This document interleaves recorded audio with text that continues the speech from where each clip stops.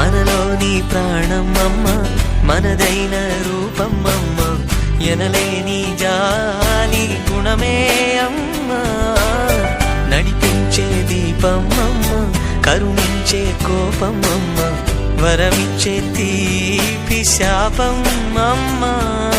నాయాలి అమ్మగా అవుతుండగా జోలాలి పాడన కమ్మగా కమ్మగా.